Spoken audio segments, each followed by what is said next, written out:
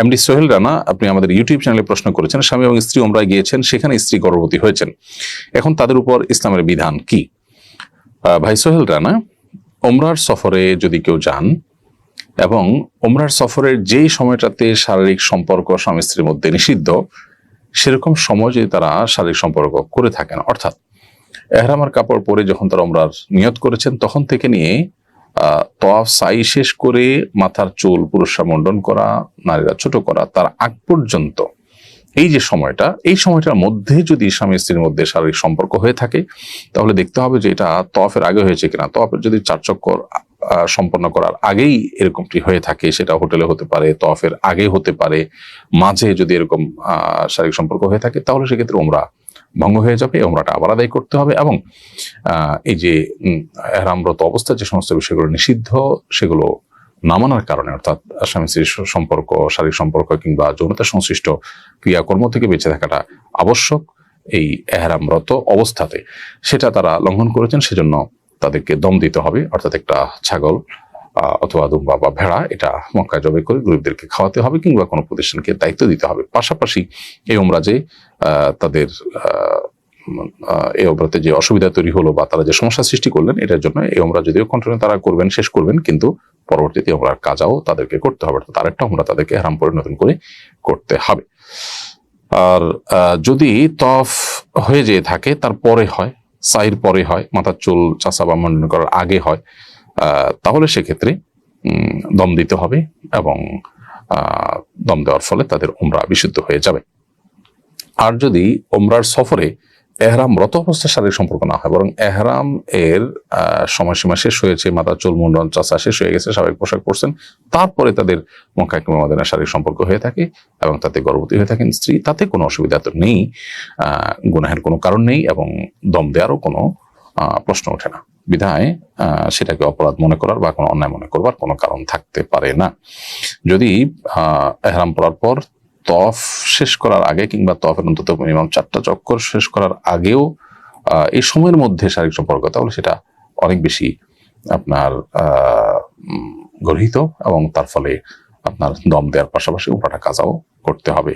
এটাকে কন্টিনিউ করার পড়লেও উমরাকে কাজা করতে হবে এবং পাশাপাশি দম দিতে হবে।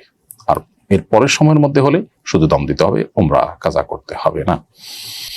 আবুল আহমেদ, আপনি আমাদের ইউটিউব চ্যানেলে লিখেছেন, আমি একটা চাকরি করতাম, এক সময় চাকরিটা ছেড়ে দিয়েছি, মালিক আবার আমাকে নিতে চান, আমি গেলে এই পদের বর্তমান কর্মীকে বাদ দেবেন, আমার কারণে আরেকজনের চাকরি চলে যাবে, এজন্য আমার গুনাহ হবে কিনা? ভাই আপন, প্রথম কথা হলো যে মালিক কোনো কর্মচারীকে আজীবন রাখতে বাধ্য নন। তিনি যদি চান তার মালিক তার কর্মচারীকে যে কোনো সময় বাদ দিতে পারেন।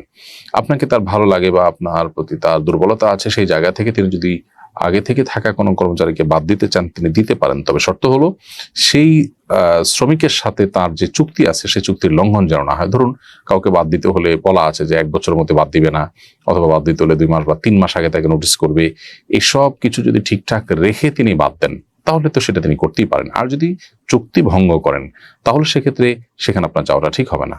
আপনি মালিককে তখন আর্গুমেন্ট করবেন যে একজন হক নষ্ট করে তার সাথে চুক্তির লঙ্ঘন করে আপনি আমাকে নিতে পারেন না। তবে চুক্তি ভঙ্গ করার যদি আশঙ্কা না থাকে, সেক্ষেত্রে আরেকজনের চাকরি যাবে কি থাকবে সেটা চিন্তা করে বিবেচনা করে আপনার জন্য সেখানে যোগদান করাটা নিষিদ্ধ নয়। তবে হ্যাঁ, মানবিক কারণে যদি মনে হয় যে ওই লোকটাও ভালো, তার দিয়ে কাজ খারাপ চলছে না, তাহলে সেক্ষেত্রে আপনি তার বিষয়টাকে অগ্রাধিকার দিয়ে তার যাতে কষ্ট না হয় সেদিকটাকে লক্ষ্য করে যদি আপনি না যান, সেটা অবশ্যই আপনি সওয়াবের ভাগীদার হবেন তার ফলে, এবং সেটি সম্পূর্ণ ভিন্ন বিষয়। এরপরে প্রশ্ন হলো, আমি একজন অভিভাবক, প্রাথমিক বিদ্যালয়ের সরকার সঙ্গীতের শিক্ষক নিয়োগ দেওয়ার প্রজ্ঞাপন দিয়েছে, অথচ সন্তানের ঈমান আমল রক্ষা নিয়ে আমরা অভিভাবকরা উদ্বিগ্ন। যেখানে প্রাথমিকে ধর্মীয় শিক্ষক নিয়োগ দেওয়া প্রয়োজন, আমরা প্রত্যেক অভিভাবকই কম বেশি নিজেদের অর্থ করে খরচ করে আলাদা হুজুর রেখে বাসায় সন্তানদের ধর্মীয় শিক্ষা দিয়ে থাকি। তো এমত পরিস্থিতিতে সরকার ধর্মীয় শিক্ষক নিয়োগ দেওয়ার যে দাবি সেটিকে উপেক্ষা করছে, আমাদেরকে সুপরামর্শ দিয়ে বাধিত করবেন। প্রিয় অভিভাবক, আমি আপনাকে বিনয়ের সাথে বলতে চাই, আপনারা বিভিন্ন রকমের শান্তিপূর্ণ আন্দোলন করতে পারেন, মানববন্ধন এবং বিভিন্ন রকমের আপনার প্লেকার্ড প্রদর্শন ইত্যাদি, সংবাদ সম্মেলন ইত্যাদির মাধ্যমে। আপনাদের এই দাবি দাওয়াকে জোরালো করতে পারেন, সরকারের সর্বোচ্চ মহল পর্যন্ত যেন দাবিটি পৌঁছে যায়, সেভাবে আপনারা উদ্যোগ নিতে পারেন। আমি আপনার সাথে পুরোপুরি একমত যে আমাদের সন্তানদের ঈমান আমল রক্ষা করবার জন্য আমাদের প্রত্যেকটা অভিভাবককে আমরা উদ্বিগ্ন থাকি, বিশেষ করে কিশোর গ্যাং সহ কিশোরদের যে বকে যাওয়ার এবং নষ্টের পথে তাদের পা বাড়াবার যে একটা আশঙ্কা দিন দিন জোরালো হচ্ছে, এটি থেকে বাঁচাবার জন্য তাদেরকে ধর্মীয় শিক্ষা এবং নৈতিক শিক্ষার কোনো বিকল্প নেই, এবং সেটার প্রয়োজনেই আমাদেরকে স্কুলে, কলেজে, শিক্ষা প্রতিষ্ঠানে ধর্মীয় শিক্ষার গুরুত্ব বাড়াতে হবে। প্রাথমিকে কোনো ধর্মীয় শিক্ষক নেই, অথচ ধর্মীয় বই আছে, তাহলে এই বইগুলো পড়াবে কারা? অনেক জায়গায় হিন্দুদেরকে দিয়ে সেগুলো পড়ানো হচ্ছে। অতএব এটি খুবই যৌক্তিক এবং গণদাবি এবং গণ আকাঙ্ক্ষার বিষয়।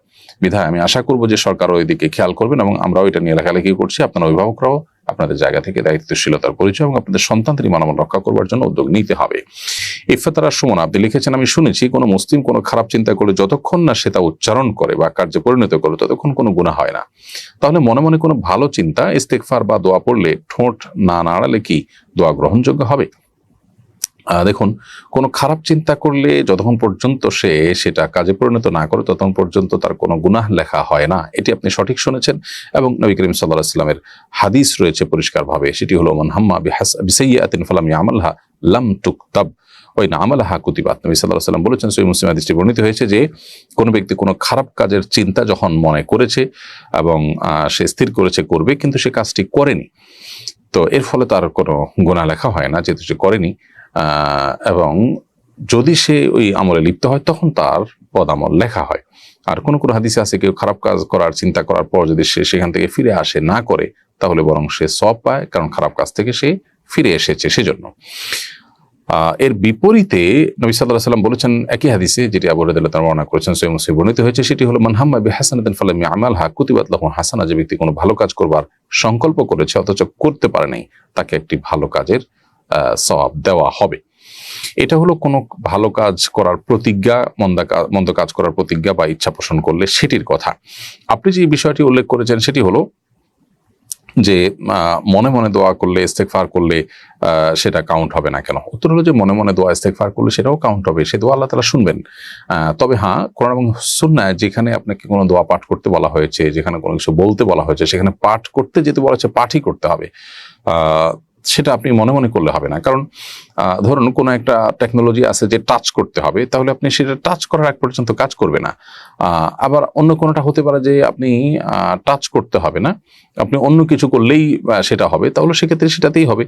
এই জন্য হাদিসে যেখানে পড়ার কথা বলা আছে সেখানে তো মনে চিন্তা করলে হবে না, কারণ আপনি তো হাদিসের ওই নির্দেশটা আমল করেননি। সেজন্য দোয়া, দুরূদ, ইস্তেগফার যদি কোথাও পড়তে বলা হয় সেখানে মনে মনে পড়লে হবে না। এমনি আপনি মনে মনে যখন পড়বেন তখন আপনার কাছে সওয়াব পাবেন। অতএব দুই জিনিস। আর তাছাড়া খারাপ কাজের ক্ষেত্রে খারাপ চিন্তা করার পরও আল্লাহ তাআলা সেটা লেখেন না, এটা আল্লাহ তাআলার অনুগ্রহ। অতএব ওইটার সাথে অন্য সবগুলোকে গুলিয়ে ফেলার কোনো কারণ নেই। খোলাসা কথা হলো, নির্যাস হলো যে আপনি মনে মনে খারাপ চিন্তা করার পরও সেটা লিপিবদ্ধ হয় না, এটা আল্লাহ তাআলার অনুগ্রহ। আবার একইভাবে মনে মনে যদি আপনি ভালো কাজ করার কোনো সংকল্প করেন, সেটাও কিন্তু আপনি আল্লাহর কাছে সওয়াব পাবেন। অর্থাৎ আপনি যেমনটি মনে করছেন যে মনে মনে সওয়াব চিন্তা করলে সওয়াব হয় না, তা না। হ্যাঁ, আপনি যেটি বলছেন যে দুরূদ, দোয়া, ইস্তেগফার এগুলো মনে মনে পড়লে সেটা গ্রহণযোগ্য হয় কিনা, উত্তর হলো সেটা হবে না, কারণ হাদিসে তো পাঠ করতে বলা হয়েছে, বিধায় পাঠ করতে হবে আপনাকে।